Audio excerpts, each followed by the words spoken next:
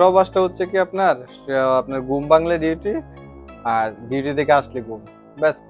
বাংলাদেশ থেকে হয়তো বা ভবিষ্যতে কোনো কিছু করা সম্ভব না। তার উমরা করার যে ফিলিংস। তো আমি মনে করি আমি লাকি, কারণ শুন জাবালে নূর। আসসালামু আলাইকুম guys, welcome to my channel Shamim official 7। তো আপনাদের প্রিয় এপিসোড প্রবাস থেকে বলছি। তো আজকে আমার সাথে আরো একজন গেস্ট আছে। তো আমি লাকি মনে করি নিজেকে, কারণ আমি আমার চ্যানেলে একজন হাজি মানুষকে নিয়ে আসতে পারছি। উনি কয়েকদিন আগেই হজ করে আসছেন, ওমরা করে আসছেন। তো আজকের যেই জীবনের গল্প প্রবাস থেকে বলছি। তো আজকের গল্পটা একটু ভিন্ন হবে, কারণ আপনারা জানেন যে প্রবাসে যারা আসে তাদের জীবনে কত স্ট্রাগল থাকে, কত গল্প থাকে, কত অনেক কিছুই থাকে। তো এগুলাই আমি আমার চ্যানেলে তুলে ধরার চেষ্টা করি। তো অনেক তথ্য আমি আপনাদেরকে দিয়ে থাকি, কারণ যারাই নতুন আসতে চান সৌদি আরব অথবা প্রবাসে, তাদের জন্য কি কি করলে ভালো হবে, অথবা সর্বপ্রথম আমরা তার পরিচয়টা জেনে নেব। তো আসসালামু আলাইকুম ভাই। ওয়ালাইকুম সালাম। আসসালামু আলাইকুম ভাই। ওয়ালাইকুম আসসালাম। সজীব ভাই, আমি তো আপনার নামটা জানি, হ্যাঁ, হ্যাঁ, তারপর অবশ্যই। দর্শকের উদ্দেশ্যে আপনি ছোট করে একটু ইন্ট্রো দেন। হ্যাঁ, আমার নাম মোহাম্মদ সজীব হাসান। আমি বর্তমান সৌদি আরব প্রবাসী। আর আমার দেশের বাড়ি হচ্ছে জেলা হচ্ছে নরসিংদী, থানা শিবপুর, জয়নগর ইউনিয়ন। সজীব ভাই তার পরিচয়টা দিল। এখন আস্তে আস্তে আমরা তার যেই প্রবাসে আসার স্ট্রাগল অথবা প্রবাসে এসে সে কি কি করতেছে এখন সেই ঘটনা আজকে আমরা শুনবো। তবে সর্বপ্রথম আমরা শুনবো, তিনি যেহেতু বেশি দিন হবে না, 2-4 দিন হবে ওমরা করে আসছে, তার ওমরার এক্সপিরিয়েন্স অথবা তার ওমরা করার যে ফিলিংস সেটা আমরা সর্বপ্রথম জানবো। সজীব ভাই, আপনি তো মাশাআল্লাহ আলহামদুলিল্লাহ, আপনি আল্লাহ তাআলা আপনাকে কবুল করছে, এই জন্য আপনি হয়তো হজ করতে পারছেন। আল্লাহ তাআলা যাতে আমাদের সবাইকে কবুল করে, হজ করার তৌফিক দান করে। আপনি যে হজে গেছেন, তো আপনার ফিলিংসটা কিরকম ছিল? হ্যাঁ, আলহামদুলিল্লাহ, হজের ফিলিংস সবসময় ভালো। যারা হজে গেছে আমার মনে হয় সবাই ফিলিংসটাই ভালো, মানে ভালো ফিল করে হজে গেলে। তো আমি মনে করি আমি লাকি, কারণ সৌদি আরব আসতে পেরেছি এবং উমরা হজটা করতে পেরেছি। মনে হয় না আর কোনো মানে প্রবাসের মধ্যে আর কোনো কিছু অপূর্ণতা রয়ে গেল। আমার মনে হয় আমি লাকি, আমার সবকিছু পূর্ণতা পেয়েছি উমরা হজের মাধ্যমে। অবশ্যই, কারণ আমরা অ্যাজ এ মুসলিম হিসেবে হজ করা হ্যাঁ, আমাদের একটা খৌফ, মানে হোপ, হোপ যেটাকে বলে, যেটা আমরা করতে পারি না। আমাদের টাকা পয়সা, অনেকের টাকা পয়সা থাকলেও অনেকে করতে পারে না। আল্লাহ তাআলা যাকে কবুল করে একমাত্র সেই হজ করতে পারে। তো সজীব ভাই, আপনি হজে গিয়ে মানে কি কি নির্দেশনা দেখছেন হুজুর সাল্লাল্লাহু আলাইহি সাল্লাম, আল্লাহ তাআলার নির্দেশনা, মানে যে এই জিনিসগুলা, ওগুলো একটু যদি বর্ণনা দিতেন হ্যাঁ আমাদেরকে। ভাইয়া, ধন্যবাদ আপনাকে। আমি তো গেছি, আল্লাহ যদি কবুল করে, হ্যাঁ, হজ করলাম। উমরা হজ শেষ করে আপনার গেলাম সৌদি আরবের যেখানে পবিত্র কুরআন নাজিল হয়েছিল। আপনি হয়তো বা জানেন নাম, জাবালে নূর। সেই জায়গায় গিয়েছিলাম। আবার ওইখানে আপনার নবীজি যে জায়গায় ধ্যান করতেন, সেই হেরা গুহা, সেটাও দেখার সৌভাগ্য আমার হয়েছে।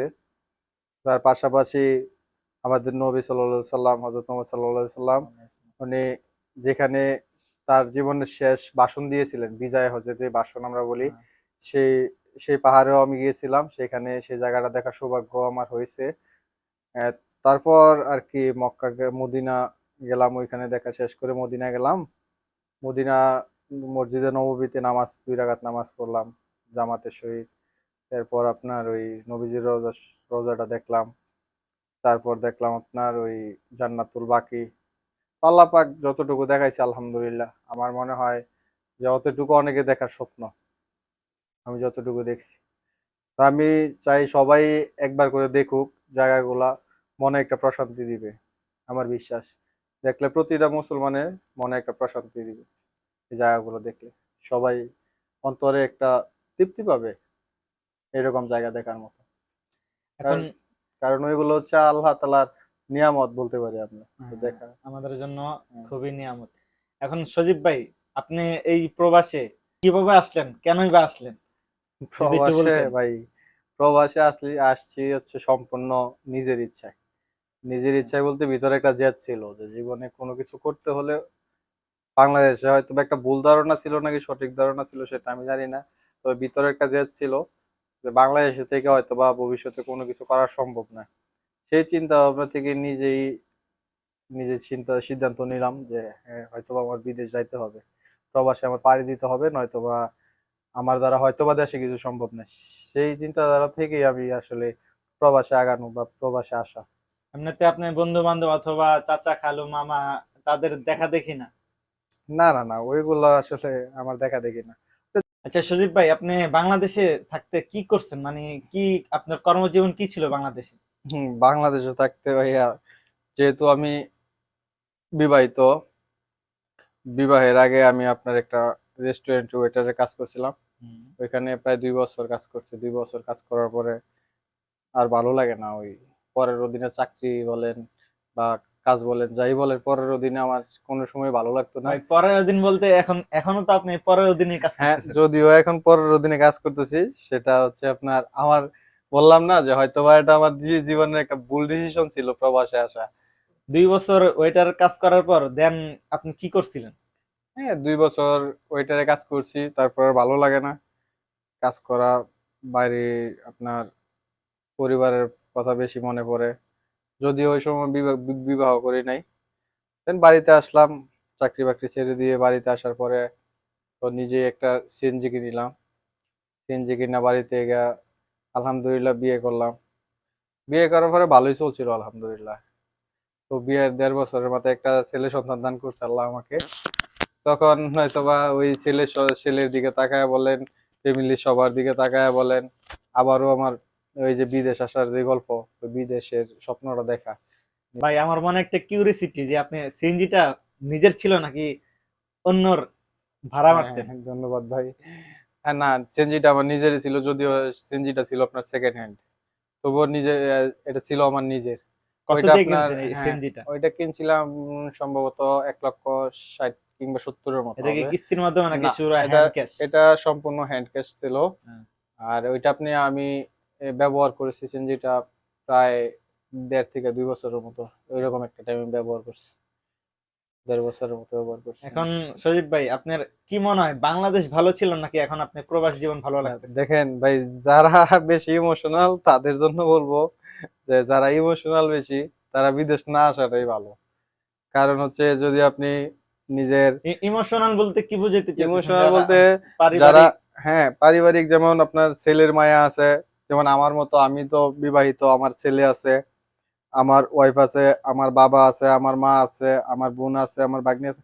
মূলত পরিবারের মায়াটা কঠিন একটা মায়া ভাই। ওই মায়াটা যদি আপনি ছাড়তে না পারেন তাইলে বিদেশ আসাটা আপনার জন্য বোকামি। প্রবাসে আসলে আপনার সবকিছুর মায়া ত্যাগ করে আসতে হবে ভাই।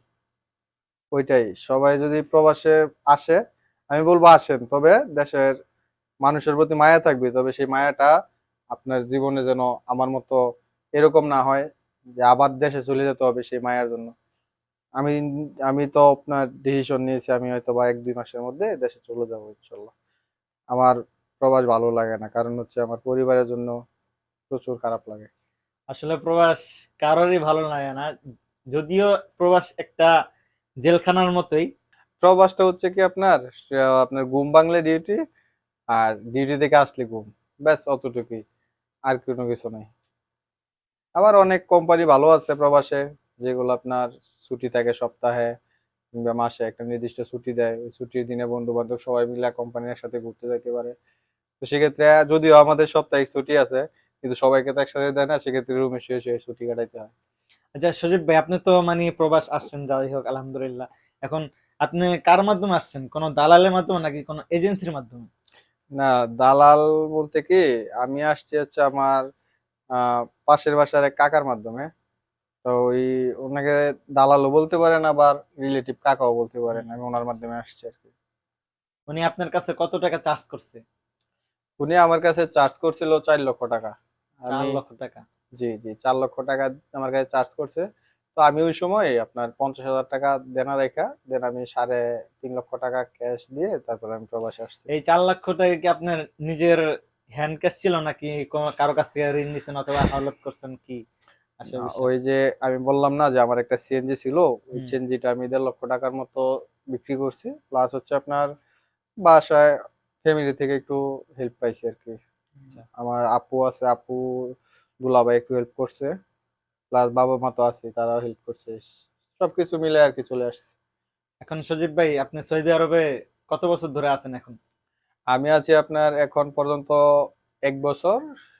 আপনার সম্ভবত সামনের মাসে 7 তারিখে 2 মাস হবে, 1 বছর 2 মাস। 2 মাস। হ্যাঁ যে 4 লক্ষ টাকা দিয়ে আসছেন সেই টাকা কি উঠাইতে পারছেন নাকি এখনো পারেননি? হ্যাঁ, আলহামদুলিল্লাহ টাকা অলমোস্ট উঠে গেছে। কারণ হচ্ছে ফ্যামিলি যেহেতু আমি একাই চালাচ্ছি, ফ্যামিলিতেও দিচ্ছি, কিছু আপনার ওই যে দেনাগুলো ছিল ওইগুলো শোধ করছি। হ্যাঁ, হবে ইনশাল্লাহ, মনে হয় প্রায় শেষের দিকে। সবকিছু যদিও শেষ না হয়, প্রায় শেষের দিকে। আপনার কি মনে হয় সজীব ভাই, যারা এই সৌদি আরব অথবা প্রবাস আসতে চায়, তারা কি এজেন্সির মাধ্যমে আসলে ভালো হয় নাকি কোনো দালাল অথবা কোনো আত্মীয় স্বজনের মাধ্যমে আসলে ভালো হয়? ভাই প্রবাসটা হচ্ছে আপনার কাউকে, আমার মতে কাউকে বিশ্বাস করার মতো না। দালাল বলেন, এজেন্সি এজেন্সি বলেন, সব থেকে ভালো হয় যদি আপন ভাই হয়, কিংবা আপন দুলাভাই হয়, অথবা আপনার নিজের বাবা হয়। যদি ওই ব্লাড কালেকশন কারো কাছ থেকে আসতে পারেন, তাহলে হয়তো বা আপনার জন্য আসাটা বেটার হবে। এটা ব্লাড কানেকশন হলে তো ভাই এটা আপনি যে কেউ আসুক না কেন সে ভালো থাকবে অথবা তাকে ভালো রাখার জন্য সে আপ্রাণ চেষ্টা করবে। যদি কেউ দালালের মাধ্যমে অথবা এজেন্সির মাধ্যমে আসে তার করণীয় কি, অথবা আসার হ্যাঁ, আগে সে কি কি ডিসিশন নিলে তার জন্য আসলে ভালো হয়? আপনি খুব ভালো একটা প্রশ্ন করেছেন, যে ব্লাড রিলেশন, ব্লাড কানেকশন ছাড়া যদি অন্য কারোর মাধ্যমে আসে তাহলে কিভাবে আসলে ভালো হয়। সেক্ষেত্রে আমি বলবো সর্বপ্রথম তার আহ, যদি সে সৌদি আরব আসে, তাহলে সর্বপ্রথম তার আকামাটা শিওর করতে হবে যে আকামাটা কে দিবে। যে বিদেশ নিয়ে আসতে যে সে দিবে, নাকি বিদেশ আসার পরে তার কোম্পানি দিবে, ওই চুক্তিপত্রটা থাকা দরকার। কারণ দেখা গেছে আমরা এখন বর্তমানে যেগুলো দেখতেছি, সৌদি আরব আসার পরে সবচেয়ে বেশি সমস্যা হচ্ছে দালালের মাধ্যমে বিদেশ আসে, আপনার এজেন্সির মাধ্যমে বিদেশ আসে। তারা দিন শেষে আকামাটা পায় না। আর আকামাটা না পাওয়ার কারণ হচ্ছে ওই চুক্তি থাকে না, অনেকে দেশে থেকে জানে না যে আকামা কি বা কাফেলা কি, এগুলো জানে না। ওইসব বিষয়ে আপনার ধারণা রাখতে হবে। ওইসব বিষয়ে আপনার আকামাটা মাস্ট একজনে করে দিতে হবে, হোক সে দালাল না হয় এজেন্সি। কোম্পানি। এটা আপনার অবশ্যই অবশ্যই আকামাটা ইনশিওর করতে হবে যে আপনি প্রবাস আসলে। আকামা ছাড়া দেখেন আপনার বিদেশে কোনো ভ্যালু নাই। কারণ হচ্ছে আপনার হাজার হাজার প্রবাসী আজকে অবৈধ। সে অবৈধ হওয়ার কারণ হচ্ছে একমাত্র আমরা বাংলাদেশ থেকে জেনে আসি না যে বিদেশ কিসের জন্য মানুষ এত অবৈধ হচ্ছে। আমার মনে হয় সে যে জিনিসটা জেনে শুনে আসাটা ভালো, বা ওইটা আপনার একটা সলিউশন নিয়ে আসা ভালো। আপনি মাত্র আকামা কিছু কথা বললেন, যাই হোক এখন তো আপনি প্রায় এক এক বছর প্লাস সৌদি আরব আছেন। হ্যাঁ, আপনার আকামা কি আছে না নাই, কিংবা এক্সপায়ার হয়েছে কিনা সেটা যদি একটু বলতেন। না, আমাকে যেভাবে নিয়ে আসছিল যে কোম্পানি করে দিবে বলছিল, হুম। তো আমিও ওনার কথা বিশ্বাস করে সেভাবে আসছি। তো এখানে আসার পরে কোম্পানি নিজেও বলেছে যে আকামা করবে আমার নামে। তো হয়তো বা আমার লাক খারাপ, কোম্পানি আসার পরে আমার আকামাটা এখনো করে নাই, কাফেলাও করে নাই। আমার লাক খারাপ নাকি সে ইচ্ছাকৃতভাবেই করে না, সেটা একমাত্র আল্লাহ পাকে ভালো জানে। তবে আমার আকামা এখনো নাই, আমি নিজেও একজন অবৈধ প্রবাসীর মতোই আছি আর কি। আমার এই চ্যানেলে যারাই আসছে, যারাই আমার গেস্ট হিসেবে আসছে, অনেকেরই মানে আকামা নেই। এটা কি শুধু যারা বাংলাদেশ তাদের ক্ষেত্রে এরকম হয় নাকি অন্য কোনো কান্ট্রি মানুষের ক্ষেত্রে এরকম হয়ে থাকে? না দেখেন, আমার কাছে মনে হয় শুধুমাত্র বাংলাদেশে এটা বেশি। কারণ বাংলাদেশ থেকে আসার আগ্রহটাও বেশি, বাংলাদেশ থেকে টাকাও নিচ্ছে দালালরা বেশি। ওই আগ্রহটার কারণে আমি বলবো যে মানুষের আকামাটা হয়তো পাচ্ছে না। যে আপনার প্রয়োজনের যে জায়গায় 100 জন লোক সৌদি আরব, সেই জায়গায় 500 জন লোক আসতে যাচ্ছে। সেক্ষেত্রে সবাই কার আগে কে আসতে পারবে, এত কিছু না চিন্তা ভাবনা করে শুধু চলে আসে। ওই চলে আসাটাই হচ্ছে বোকামি। চলে আসার আগে সবকিছু ইনশিওর করে তারপর আসতে হবে। আমাদের বাংলাদেশে এটা বেশি, সবচেয়ে বেশি যে আকামা নাই, কাফেলা নাই, এগুলা বাংলাদেশি অবৈধ। কর্মীদের সবচেয়ে হ্যাঁ, হ্যাঁ, বেশি অবৈধ। বাংলাদেশি কর্মীদের সবচেয়ে বেশি অবৈধ আমি মনে করি সৌদি আরব। কারণ আমার চোখে দেখা যায় এগুলা সাইডে। আমি এই যে বললাম না, মক্কা গেলাম, মদিনা গেলাম, আপনার রিয়াদ গেলাম, সব জায়গায় গেলাম, আপনার বাংলাদেশি আমি দেখলাম যে সবচেয়ে বেশি মানুষ আকামা ছাড়া আছে। সজীব ভাই, এই যে আপনি এখন একটা কোম্পানিতে কাজ করতেছেন, এখন হ্যাঁ, আপনার স্যালারি কত? আমার স্যালারি বর্তমানে হচ্ছে বেসিক হচ্ছে 8 ঘন্টা ডিউটি। আমার স্যালারি হচ্ছে 1400 টাকা, সৌদি রিয়াল আর কি, 1400 রিয়াল। 1400 রিয়াল, হ্যাঁ। আর আপনার ওই 2 ঘন্টা ওটি আছে সাথে, ওটিতে আপনার 500 600 টাকা এরকম আসে। অলমোস্ট 2000 রিয়ালের মতো আসে আর কি প্রতি দুই মাসে। হাজার রিয়াল দুই হ্যাঁ, হাজার রিয়াল তো বাংলাদেশ যদি আমরা কনভার্ট করি তাহলে এখন বর্তমান কত টাকা হবে? বাংলাদেশি টাকায় 50 কনভার্ট প্লাস? করলে কত? না, এখন বর্তমানে রেট একটু বেশি, তো আপনার 60-62 এরকম, 60 প্লাস হবে, 60 প্লাস আসে। আপনারা যারা এই ভিডিওটা দেখতেছেন, এখন ভাই বলল যে ওনার স্যালারিটা 60 প্লাস আসে। তো যারা এই ভিডিও দেখার পর আসতেছেন কিংবা আসবেন চিন্তা ভাবনা করতেছেন, শুধু টাকার অ্যামাউন্টটা দেখে আসিয়েন না, নিজের জীবনের সিকিউরিটি রেখে তারপরে আসিয়েন। কারণ আপনি যে কোনো কান্ট্রিতেই যান না কেন কাজ করার জন্য, আপনার রেসিডেন্টই একটা কার্ড থাকে। তো সেটা যদি আপনি না পান তাহলে আপনি পরাধীন। যদি ওটা থাকে তাহলে আপনি স্বাধীনভাবে কোনো জায়গায়, যে কোনো জায়গায় কাজ করতে পারবেন এবং যে কোনো জায়গায় গিয়ে ঘুরতে পারবেন। শুধু টাকার অ্যামাউন্টটা দেখে আসিয়েন না। তো আপনারা যার মাধ্যমে আসেন, দালাল অথবা এজেন্সি, অবশ্যই ইনশিওর করে আসবেন কি কি কাজ জানেন অথবা কি কি কাজ কোন জায়গায় কোন কোম্পানিতে কাজ করবেন সেটা অবশ্যই জেনে আসবেন। হুমড়ি খেয়ে আসবেন না। যে অনেকে আছে যে হ্যাঁ, আহ, সেটাই। এজেন্সিতে আমার কাগজপত্র জমা দিলাম, জমা দেওয়ার পরে ভাই হয় যে কোনো কাজই দেখ না গেলে আমি করতে পারবো ইনশাল্লাহ। শুনেন শামীম এই ভাই, এখানে ইনশাল্লাহ, ইনশাল্লাহ ঠিক আছে ভাই, আলহামদুলিল্লাহ আপনার শরীরে শক্তি আছে, হয়তো বা কাজ করতে পারবেন, যে কোনো কাজ আপনি করতে পারবেন।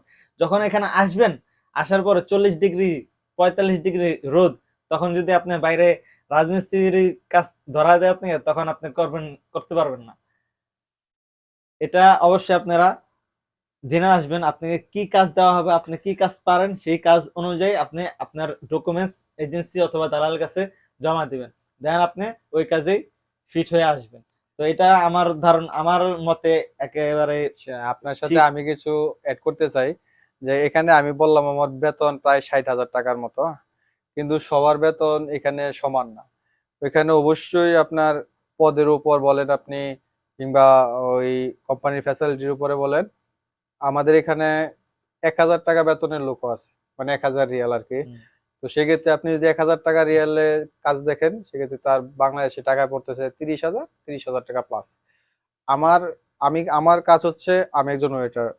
তো সেক্ষেত্রে আমার বেতনটা হয়তো বা একটু বেশি সবার থেকে, কিন্তু অন্যান্য যারা বাংলাদেশি আছে, বাংলাদেশি বলেন কিংবা অন্যান্য দেশি যারা আসে ক্লিনারের কাজ করে, তাদের বেতন কম। তারা জেনে শুনে আসবেন। আমাদের বাংলাদেশি লোকের ওয়েটারের চাহিদা খুবই কম, খুবই কম সৌদি আরবে। সেক্ষেত্রে তাদেরকে আপনার কাজ দেয় ওই ক্লিনারের কাজ, কিংবা আপনার ওই দেখাশোনার কাজ, এগুলা কাজ আর কি বেশি দেয়। সেক্ষেত্রে স্যালারিটাও আপনার ইনশিওর করতে হবে আসার ক্ষেত্রে যে কত টাকা হয়। আমার মতো যে সবার হবে এরকম না, আবার আমার থেকে ভালোও আছে অনেকে। আমার 3,000 রিয়াল বেতন পাচ্ছে, ওইরকম আছে, আপনি জানেন। হুম। তো সেক্ষেত্রে যে আমার বললাম যে 2,000 রিয়াল বেতন সৌদি আসলেই, তা হবে না ভাই। ওইটার জন্য আপনার সময়ও লাগবে, ওইরকম আপনার জায়গা আপনার যাইতে হবে। পজিশনও লাগবে, হ্যাঁ, হ্যাঁ, আপনার কাজ জানাও থাকতে হবে। ওরকম হ্যাঁ, যদি হ্যাঁ। আপনি স্যালারি পেতে চান তাহলে অবশ্যই আপনাকে কাজ জানতে হবে। সজীব ভাই, একটা প্রশ্ন ছিল যে আপনার যদি বাংলাদেশ থেকে কোনো কর্মী আসতে চায়, তার কি কি জিনিস উপরে ফোকাস দিতে হবে যদি একটু হ্যাঁ, বলতেন। ধন্যবাদ ভাই। আমি মনে করি বাংলাদেশ থেকে আসলে অবশ্যই আপনার কাজ জানা থাকতে হবে। যে কোনো কাজ, আপনি যেই কাজ জানেন সেই কাজটাই আপনি ভালোভাবে দক্ষ হয়ে বিদেশ আসেন। বিদেশ আসলে আপনার জন্য ভালো হবে। আপনার এরকম সৌদি আরব অনেক লোক দেখেছি আমি, বা আমার চোখের সামনে আছে, যারা আসছে 3 মাস, 4 মাস, 6 মাস, তাদের বেতন হচ্ছে আপনার 800 রিয়াল, 1,000 রিয়াল। তাদের লাইফেরও কোনো গ্যারান্টি নাই। তাদের যে কোনো সময় পুলিশে ধরলে দেশে পাঠিয়ে দিবে। তাহলে সে যদি আপনার 3 মাস 4 মাস বিদেশ করে দেশে চলে যায়, তার পুরো টাকাই লস। এরকমও ফ্যামিলি আছে আপনার, যারা সম্পূর্ণ লোন করে কিংবা পাড়া প্রতিবেশীর কাছ থেকে আপনার টাকা ধার নিয়ে বিদেশ আসে। হুম। সে যদি আপনার 4 মাসের মধ্যে দেশে আবার ব্যাক করে, তাহলে আমি মনে করি তার ফ্যামিলিটা প্রায় তার শেষ, নিঃস্ব। তার প্রজেক্টে হ্যাঁ, তার ফ্যামিলিটা প্রায় নিঃস্ব। সেক্ষেত্রে আমি বলবো অবশ্যই, অবশ্যই কাছের একজন রিলেটিভের মাধ্যমে বিদেশ আসেন। কাজটা আপনি সিউর হয়ে আসেন, আপনি কি কাজে আসছেন, আপনার বেতন কত টাকা, আপনার আকামা কে দেবে, আপনার এই সবকিছু যদি আপনি নিশ্চিত করে আসতে পারেন, তাহলে বিদেশ আপনার জন্য। আর যদি এগুলার একটাও আপনার জন্য মিস হয়ে যায়, তাইলে আমি মনে করি বিদেশ আপনার জন্য ভালো হবে না, কিংবা বিদেশ আপনি সফল হবেন না। আমার যতটুকু ধারণা, ব্যক্তিগত ধারণা থেকে বললাম আরকি। এখন বাকিটা আহ, তো যারা আসবে তারা অবশ্যই বুঝে শুনে আসবে বিদেশ। আচ্ছা, বা- আহ, প্রবাসীতে আমরা বেশিরভাগ 3টা 4টা কান্ট্রির মানুষই দেখি, বাংলাদেশ, ইন্ডিয়া, ফিলিপিন অথবা নেপাল অথবা আপনার মাসরি, তো মিশরি যারা। হ্যাঁ, তো হ্যাঁ।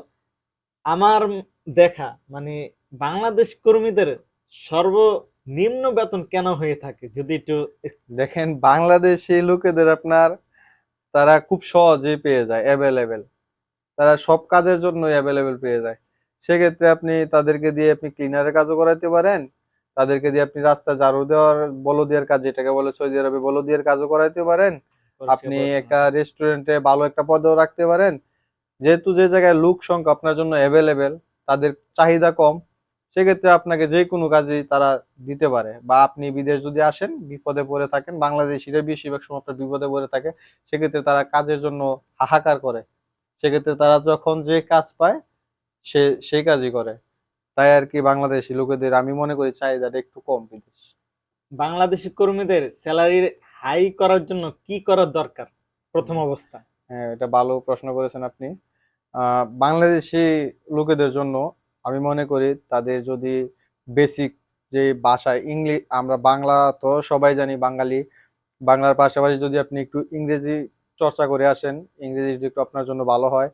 প্লাস হচ্ছে যারা মাদ্রাসায় পড়াশোনা করেছেন তাদের জন্য আরবি যেহেতু পারেন, আপনারা কিছু বুঝেন, এদেশে আসার পরে সাথে, সাথে যদি আরবিটা বুঝতে পারেন সৌদিতে বা অন্যান্য যে সৌদির সাথে অন্যান্য যে সৌদি লোকগুলা আছে, আরবি লোকগুলা, তাদের সাথে মিশতে পারবেন খুব সহজে, তাদের সাথে কথা বলতে পারবেন। আপনার জন্য এটা ভালো হবে আরকি। ভাষাটা হচ্ছে সবচেয়ে কাছের সৌদি আরব। তো কারণ আপনি আপনি বলতে ভাষা যদি না চাইতেছেন যে জানেন, তাইলে আপনার যেকোনো একটা কিছু দরকার হবে, আপনি একজন বাঙালি নাই সেখানে। আপনি কিভাবে তার কাছে যাবেন? তার কাছ থেকে আপনি কিভাবে হেল্প নিবেন? সেক্ষেত্রে আপনার ভাষা যদি আপনি আরবি না জানেন প্রথম অবস্থায়, সেক্ষেত্রে আপনার বেসিক যদি কিছু ইংরেজি জানা থাকে, সেই ইংরেজিটা আপনার জন্য কাজে দিবে। তাই আরবির বিকল্প হিসেবে আমি একটু ইংলিশটা বলবো একটু ভালো করে শিখে আসার জন্য। ইংলিশ তো ইন্টারন্যাশনাল, সেটা সব জায়গায় হ্যাঁ, হ্যাঁ, প্রয়োজন আছে, সেটাই। প্রয়োজন লাগে। এটা যারাই আসতেছে অবশ্যই সজীব ভাই যে কথাগুলা বললো অবশ্যই এই কথাগুলা একটু খেয়াল করবেন আসার জন্য। এত তাড়াহুড়া করিয়েন না। আমি বলবো যে আপনারা অবশ্যই কাজ জেনে আসুন। আপনার যেই কোম্পানি অথবা যেই কফিলের কাছে আসতেছেন, যে এগ্রিমেন্ট আছে সেই এগ্রিমেন্ট করে আসেন। করে আসলে আপনার জন্য অনেক ভালো হবে এবং অনেক উপরে আপনি যেতে পারবেন এবং আপনার স্যালারিটা অনেক ভালো একটা পজিশনে যেতে পারবে। তো সজীব ভাই, লাস্ট একটা কোশ্চেন, বলেন। যারাই নতুন আসবে হ্যাঁ। কি কি কাজের উপরে ফোকাস দিলে তারা তাদের লাইফটা খুব ভালো করে লিড করতে পারবে এই সৌদি আরবে? সৌদি আরবে সবচেয়ে বেশি কাজের চাহিদা মনে হয় আপনার পাইপ ফিল্টার। আমার মনে হয় পাইপ ফিল্টারের কাজে যদি তারা বাংলাদেশ থেকে কিছু ধারণা নিয়ে আসে। আর তাছাড়া আপনার এদেশে এসি আছে, এসির কাজ জানা থাকলে আপনার জন্য ভালো হয়। এসির পাশাপাশি আপনি যে কোনো কিছু আপনার হাতের কাজ, ড্রাইভিং বলেন, ড্রাইভিংটা আপনার জন্য ভালো হতে পারে। ইত্যাদি আপনার যে কাজই পারেন ওই কাজের উপরে দক্ষ থাকতে হবে আপনাকে। বিশেষ করে আপনার এসির কাজ, ড্রাইভিং এবং হচ্ছে আপনার ওই পাইপ ফিল্টার। ওই ৩ টে কাজ আপনার জন্য আমার মনে হয় সবচেয়ে বেটার হবে। আপনি তো একজন ওয়েটার সজীব ভাই, তো আপনি আপনার জায়গা থেকে বলেন তো দেখি, মানে যারা ওয়েটারের কাজের জন্য আসতেছে তাদের কি কি জানা প্রয়োজন এবং কি কি জেনে আসলে তাদের জন্য ভালো হবে? হ্যাঁ, আমি মনে করি ওয়েটারের কাজের জন্য সর্বপ্রথমে আপনার বেসিক ইংরেজি জানতে হবে।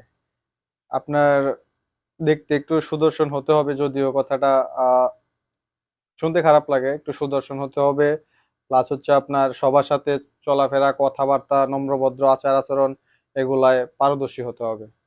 এগুলা হইলে আপনার জন্য ওয়েটারের কাজ করা সম্ভব। তো দর্শক, আশা করি আমি আমার এই ভিডিওতে আপনাদেরকে অনেক তথ্য দিতে পারছি। জানি না কতটুকু তথ্য আমি আপনাদেরকে দিতে পারছি। তবে যারা আসতে চান, যারাই নতুন ট্রাই করতেছেন সৌদি আরব অথবা ওমান অথবা দুবাই অথবা অন্য কোনো কান্ট্রি, যেটা আপনি চুজ করেন, তবে ভাই আপনারা অবশ্যই জেনে আসবেন। যদি আপনারা গালফ কান্ট্রিতে আসেন অবশ্যই প্রপার একটা ধারণা নিয়ে আসবেন, যাতে করে আপনারা আপনাদের যে টাকা খরচ করে আসতেছেন সেই টাকাটা বিফলে না যায়। তো ভিডিওটা এই পর্যন্তই। সবাই ভালো থাকবেন, সুস্থ থাকবেন। আল্লাহ হাফেজ।